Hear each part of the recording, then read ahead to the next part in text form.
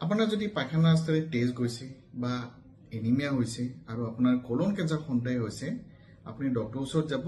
তেওঁ কি টেষ্ট কৰিব? প্ৰথমতে তেওঁ আপোনাৰ লেট্ৰিনৰ ৰাস্তা পায়খানা ৰাস্তাটো চাব আৰু তাৰপিছত আপোনাৰ এটা কলনোস্কপি কৰিব। কলনোস্কপিত কি এটা এণ্ডোস্কোপৰে আপোনাৰ গোটেই কলনটো চাব আৰু তাতে ক'ৰবাত যদি টিউমাৰ পায় তাৰে বায়োপসি ল'ব। যদি আপোনাৰ বায়োপসিত কলন কেঞ্চাৰ আহে তেতিয়া আপোনাৰ আৰু টেষ্ট হ'ব। টেষ্টবোৰ হ'ল চিটি স্কেন বা পেট স্কেন।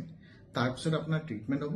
ট্ৰিটমেণ্ট কি? সাধাৰণতে কোলেক্টমি বা আপোনাৰ যিটো অংশত কলনৰ যিটো অংশত টিউমাৰ আছে সেই অংশটো আঁতৰাই দিয়া যায় চাৰ্জিকেলি। চাৰ্জাৰী তিনি ধৰণে হ'ব পাৰে। অপেন চাৰ্জাৰী হ'ব পাৰে, লেপাৰস্কোপিক হ'ব পাৰে বা ৰবটিক হ'ব পাৰে। বহুত সময় চাৰ্জাৰীৰ পিছত কিমোথেৰাপিও দিয়া যায়। গতিকে আপোনাৰ যিকোনো কাৰণতে লেট্ৰিনৰ ৰাস্তাৰে যদি তেজ গৈছে বা কোনো কাৰণ নোহোৱাকৈ এনিমিয়া হৈছে, দুৰ্বল লগা বা হেতা পৰা হৈছে, আপুনি কেতিয়াও ইগনোৰ কৰিব নালাগে। ডক্টৰৰ ওচৰত যাব লাগে, পৰীক্ষা কৰাব লাগে।